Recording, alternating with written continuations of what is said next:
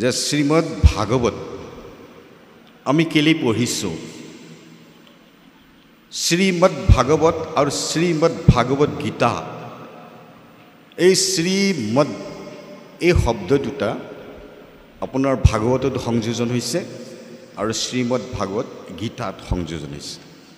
গতিকে শ্ৰী আৰু মদ এই দুটা বস্তু, এটা হ'ল চেহেৰা, ঐশ্বৰ্য, বিভূতি, আৰু এটা হ'ল দম্ভ, অহংকাৰ, মদ, মাৎসৰ্য। গতিকে যিখন শাস্ত্ৰ পঢ়িলে আমাৰ এটা জাতিৰ দম্ভ নাইকিয়া হয়, এটা জাতিৰ অহংকাৰ নাইকিয়া হয়, সেই শাস্ত্ৰখনেই হৈছে শ্ৰীমদ ভাগৱত। আৰু যিখন শাস্ত্ৰ পঢ়িলে আমাৰ ব্যক্তিগতভাৱে আমাৰ নিজৰ দম্ভ, অহংকাৰ এইবিলাক নাইকিয়া হয়, সেইখন শ্ৰীমদ ভাগৱত গীতা। গতিকে শ্ৰীমদ ভাগৱত হ'ল আমাৰ এটা জাতিৰ এখন হাতপুথি, এখন মেনুৱেল। যেনেকৈ এটা মেচিন চলাবৰ কাৰণে আমাক কোম্পানীয়ে এখন মেনুৱেল দিয়ে, এইটো চাই ল'ব, এনেকৈ এনেকৈ আপুনি মেচিনটো চলাব পাৰিব। সেইটো জাতিৰ কাৰণে শ্ৰীমদ ভাগৱত আজি ভাৰতীয় সংস্কৃতি, কৃষ্ণ সংস্কৃতিৰ ওপৰত বৰ্তি আছে। আৰু এই শ্ৰীমদ ভাগৱতেই হ'ল প্ৰভু ভগৱন্ত কৃষ্ণৰ বাংময় মূৰ্তি। আৰু মহামুনি ব্যাসে প্ৰথমে বিভিন্ন দেৱ দেৱতাৰ উপাসনাৰ উপৰিও বলি বিধান কৰাৰ পৰা সমস্ত আগম শাস্ত্ৰ লিখি সমস্ত মনুষ্য জাতিক বিপথে পৰিচালিত কৰিছিল। পিছত পিতৃ নাৰদৰ পৰামৰ্শমতে গোবিন্দৰ গুণানুকীৰ্তন কৰি শ্ৰীমদ ভাগৱত লিখিলে। গতিকে এই ভাগৱত শাস্ত্ৰখন পঢ়িলে আমি ভাৰতীয় মানুহবিলাক সংস্কৃতিবান হ'ম। শ্ৰীমদ ভাগৱতত কেৱল কৃষ্ণৰ বিষয়ে কোৱা নাই, এটা সংস্কৃতিৰ কথাও ইয়াত কোৱা হৈছে। আৰু এই ভাগৱত শাস্ত্ৰখন এখন সাগৰ। ইয়াত ইমানবিলাক কাহিনী, উপদেশ কৃষ্ণৰ গুণানুকীৰ্তনৰ লগতে জড়িত হৈ আছে। আমি হাবুডুবু খাই যাওঁ। আমি যদি আজি সাগৰৰ তলিলৈ গৈ মণি মুকুতা যদি বুটলিবলৈ যাওঁ, আমি সহজে বিচাৰিব নোৱাৰোঁ। ঠিক সেইধৰণে আমি শ্ৰীমদ ভাগৱততো আমি ইয়াৰ পৰা ৰস আস্বাদন কৰিবলৈ হ'লে বৰ জটিল। সেইকাৰণে ভাগৱততে কোৱা হৈছে যে আমিতো মহাভাগৱত সমস্ত শাস্ত্ৰৰ তত্ত্ব, বেদ বেদান্তৰো সাৰ, ভাগ তৰ্ক ব্যাকৰণ আদি সমস্ত শাস্ত্ৰকে পঢ়ি অৰ্থক নপাৱে আৰ লাগ। এই ভাগৱত শাস্ত্ৰত সমস্ত শাস্ত্ৰৰ সাৰ ইয়াত গোটাই থোৱা হৈছে। বেদান্ত দৰ্শনৰ আধাৰ গ্ৰন্থ হ'ল শ্ৰীমদ ভাগৱত, পুৰাণৰ সূৰ্য শাস্ত্ৰ হ'ল শ্ৰীমদ ভাগৱত। গতিকে এই শাস্ত্ৰখন ইমান সহজ নহয়। তৰ্ক ব্যাকৰণ আদি আমি সমস্ত শাস্ত্ৰত পাৰ্গত হ'লেও এই ভাগৱত শাস্ত্ৰৰ অৰ্থ আমাৰ বুজিবলৈ বৰ জটিল, ইমান সহজ নহয়। কিন্তু কোনে বুজি পাব? ইয়াৰ উত্তৰটো ভাগৱতেই দিছে। কিন্তু কৃষ্ণ চৰণত একান্ত ভকতি যাৰ, অহিহে আৰ বুজে অভিপ্ৰায়, কৃষ্ণত ভকতি বিনে পঢ়ি শুনি ৰাত্ৰি দিনে, জানিবে বাপেৰ গহনাই। কৃষ্ণত ভকতি বিনে বাপেকৰো সাধ্য নাই। এই ভাগৱত শাস্ত্ৰ ইয়াৰ অৰ্থ বুজিবলৈ। গতিকে ভাগৱত শাস্ত্ৰত এইটো কথা কোৱা নাই যে তুমি ভাগৱত শাস্ত্ৰ বুজিবলৈ হ'লে তুমি ডিগ্ৰী ল'ব লাগিব, তুমি ইংৰাজীত MA হ'ব লাগিব, অসমীয়াত MA হ'ব লাগিব, বা সংস্কৃতত MA হ'ব লাগিব। নহয়, আখৰ চিনি নোপোৱা, আঁঠুৰ মূৰত ধুতি পিন্ধা আমাৰ গাঁৱৰ সোজা সহজ সৰল আমাৰ বাপসকলেও ভাগৱত ব্যাখ্যা কৰিব পাৰে। তাৰমানে কৃষ্ণত তেওঁলোকৰ ভকতি আছে। স্পষ্টকৈ কৈছে, কৃষ্ণত যাৰ ভকতি আছে সিহে ভাগৱতৰ কথা বুজি পাব। এতিয়া আমি প্ৰথম অধ্যায়তে পালোঁ যেনেধৰণে মহাপুৰুষ শংকৰদেৱে কীৰ্তন ভাগ লিখোঁতে প্ৰথমে প্ৰণামো ব্ৰহ্মৰূপী সনাতন, ব্ৰহ্মৰূপী নিৰাকাৰ ব্ৰহ্মক প্ৰথমতে সেৱা কৰি লৈছে, প্ৰাৰ্থনা জনাইছে। ঠিক সেইধৰণে ভাগৱততো মংগলাচৰণ কৰোঁতে ইয়াত কি কৈছে? জয় জয় কৃষ্ণ কৃপাময় মহেশ্বৰ। সেই কৃষ্ণ হ'ল সগুণ, কিন্তু নিৰ্গুণ নিৰাকাৰ হ'ল মহেশ্বৰ, নিৰাকাৰ নাৰায়ণ। তেওঁক প্ৰাৰ্থনা জনাইছে আৰু সেই নাৰায়ণেই কৃষ্ণক এই ধৰাধামলৈ পঠিয়াইছিল। কৃষ্ণই ২৪টা অৱতাৰ লৈ এই ধৰাধামত নানা লীলা কৰি আমি বুজিবৰ কাৰণে এই ভাগৱতে সেই লীলাসমূহ মহামুনি ব্যাসে সংযোজন কৰি গৈছে। ইয়াত এইখিনিতে এটা বিশেষ কথা উল্লেখ কৰিছে, অন্ত্যজু উত্তম আতি হুৱে জাক স্মৰি। যিসকল অন্ত্যজাতি লোক, যাক আমি শূদ্ৰ বুলি কওঁ, যাক আমি চণ্ডাল বুলি কওঁ, সেই সকলেও যে ভাগৱত পঢ়ি শুনি তাৰ অৰ্থ অনুধাৱন কৰি গতি পাব পাৰে, এই কথাটো একেবাৰে প্ৰথমতেই ইয়াত স্পষ্টভাৱে ঘোষণা দিছে। গতিকে আমি জয় জয়তে এটা কথা মনত ৰাখিব লাগিব যে আজি শ্ৰীমন্ত শংকৰদেৱ সংঘ, আজি বিভিন্ন জাতি জনগোষ্ঠীৰে আমি এই মঞ্চটো তৈয়াৰ কৰিছোঁ, নহয়নে বাৰু? গতিকে আমাৰ মাজত কোন অন্ত্যজ, কোন উত্তম, কোন মধ্যম, আমি কেতিয়াও বাদ বিচাৰ কৰা নাই। আমি একেখন মুকলি আকাশৰ তলত আমি একেডাল তাওমাৰিয়ে ৰন্ধা প্ৰভু ভগৱন্তৰ প্ৰসাদ আমি জাতি বৰ্ণ নিৰ্বিশেষে সকলোৱে একেলগে খাইছোঁ। আমি মহাভাগৱতৰ সেই উপদেশ মানি চলিছোঁ। সেইকাৰণে কৈছোঁ যে আজি সমগ্ৰ ভাৰতবৰ্ষত এই মহাভাগৱতে আমাক ধৰি ৰাখিছে এটা সংস্কাৰী জাতি হিচাপে। গতিকে আমি পৰৱৰ্তী পাঠলৈ গৈছোঁ। কৃষ্ণ।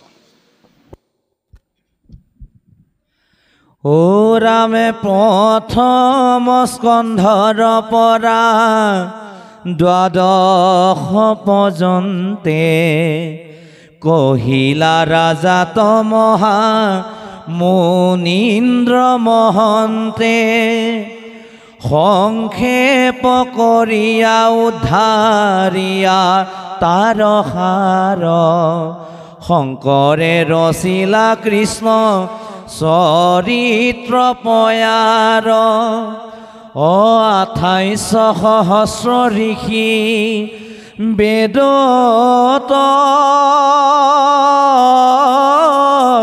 প্ৰধান বিষ্ণুৰ মুখ্য ক্ষেত্ৰ মহাপুণ্য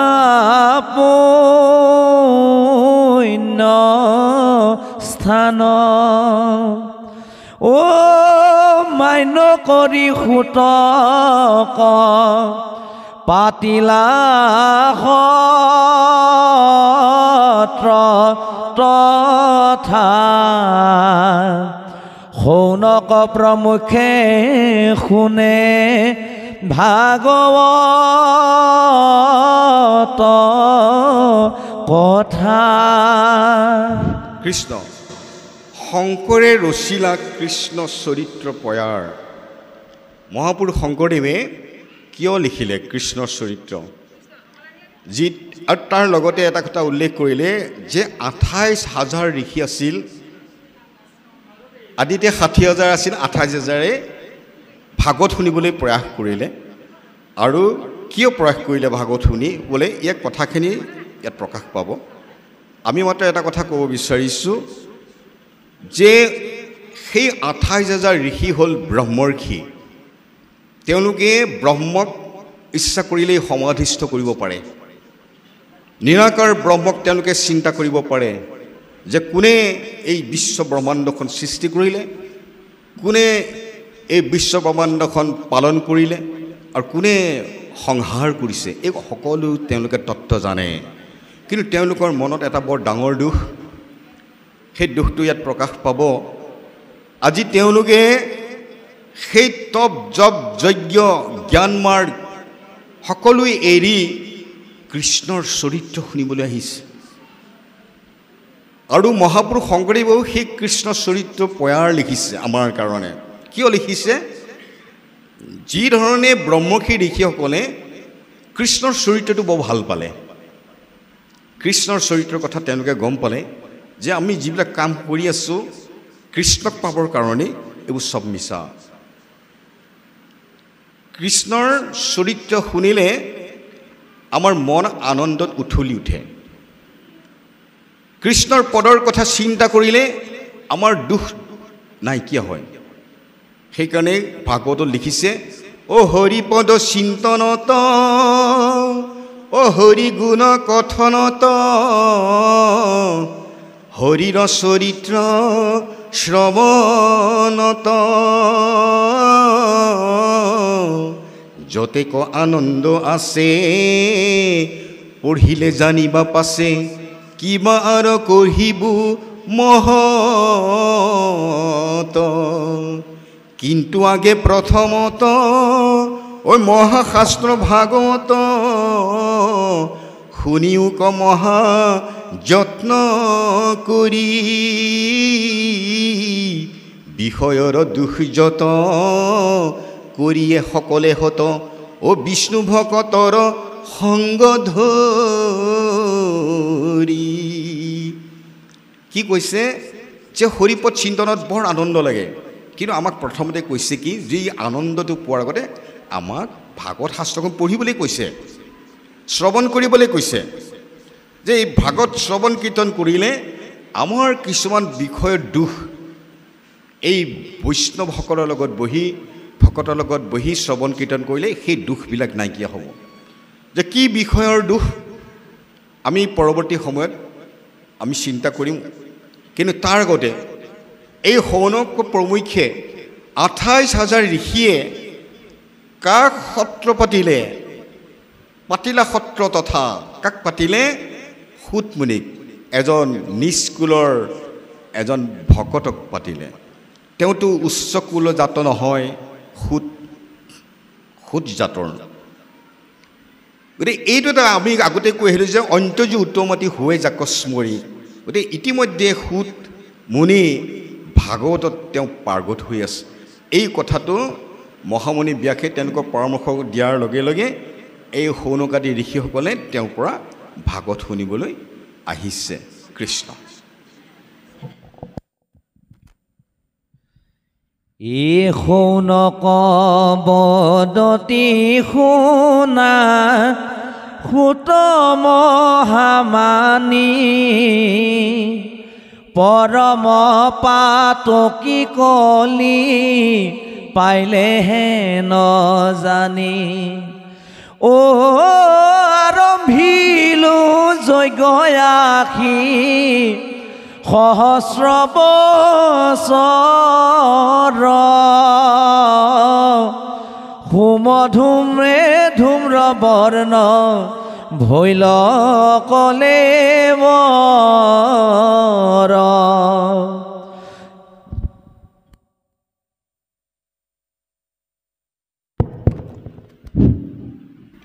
আমি আৰু এটা কথা ইয়াত সম্ভেদ পাইছোঁ।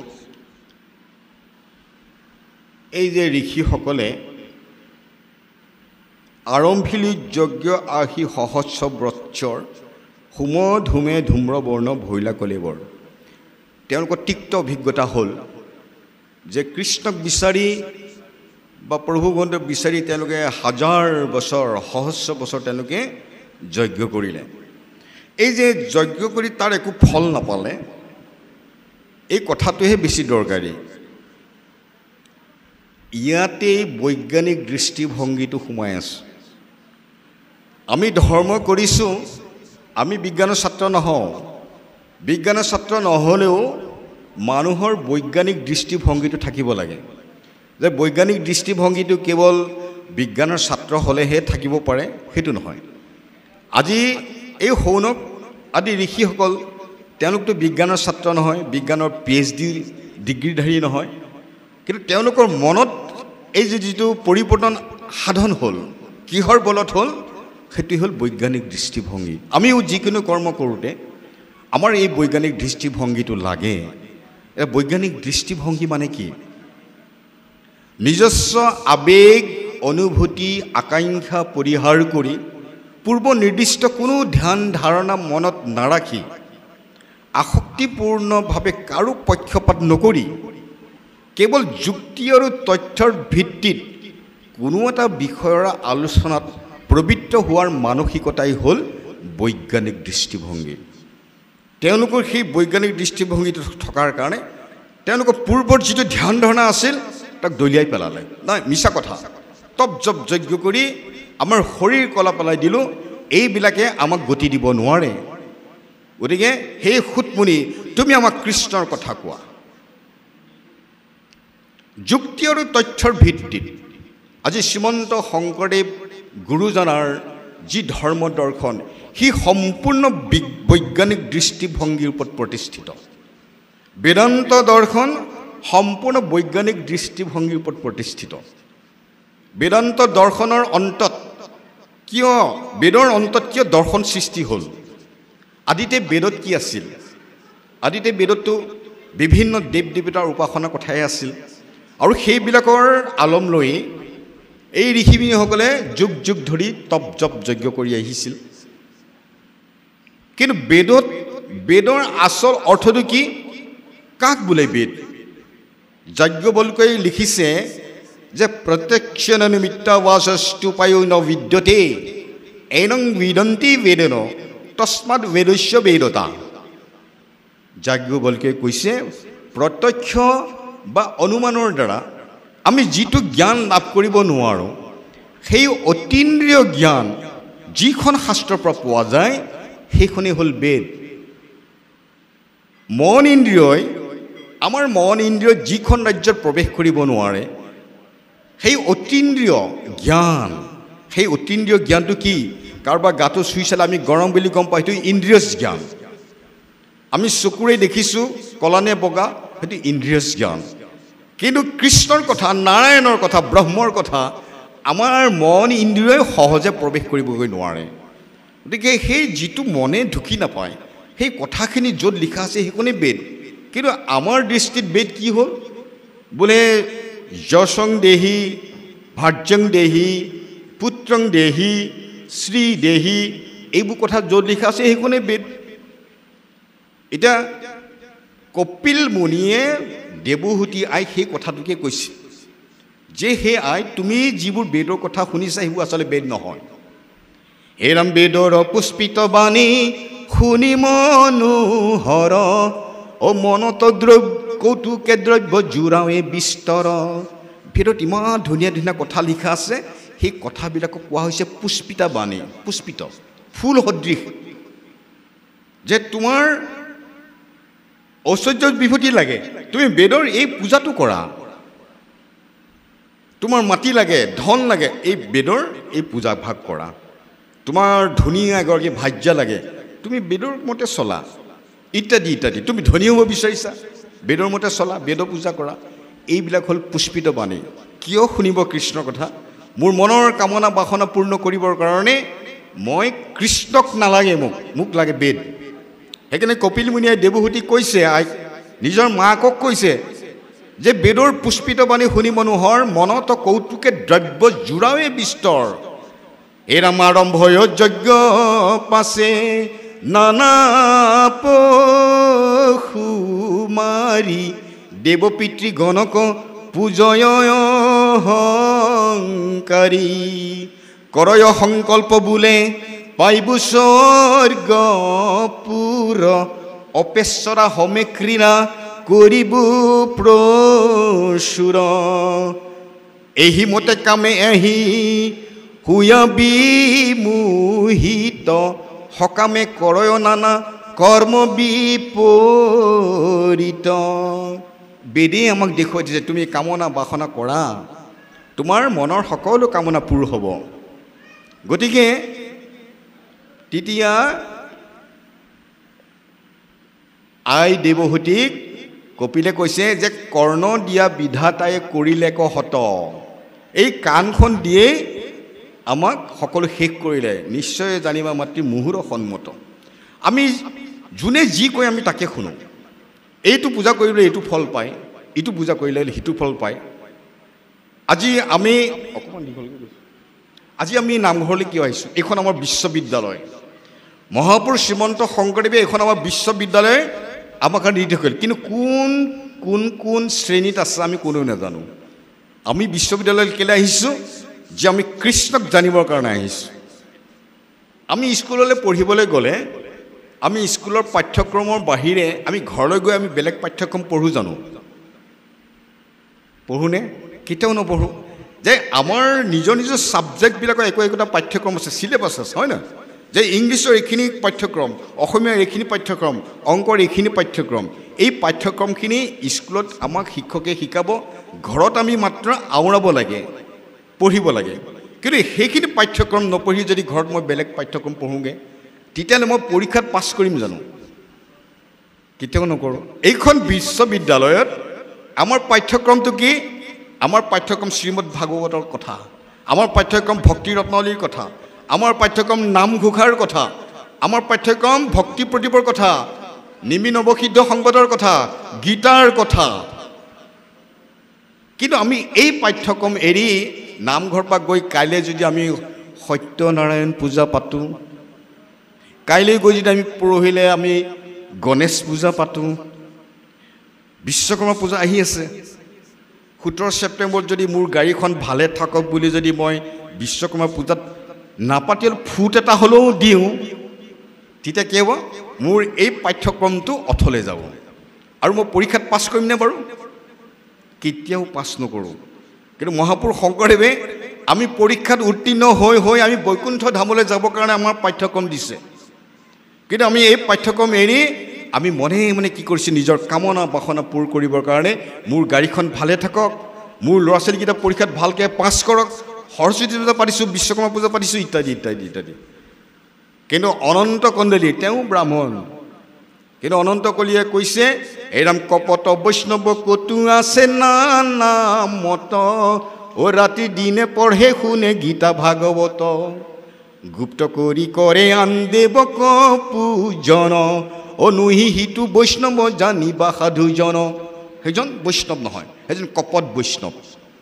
গতিকে আমি সেই কপটালিটো এৰিব লাগিব। আমাৰ মনৰ কিবা কামনা বাসনা আমাৰ যদি থাকে, আমি গুৰুজনাৰ চৰণত অৰ্পণ কৰিব লাগিব। প্ৰভু, মোৰ এই কামনাখিনি দূৰ হওক। আমাৰ যে সিংহাসনখন আছে, আমাৰ সিংহাসনখনত এই কাছটো কি বুজাইছে? यदा संहरते शंकरभंगनिव सर्वसह इंद्रिया निंद्रार्थेव तस्य प्रज्ञा प्रतिष्ठाता।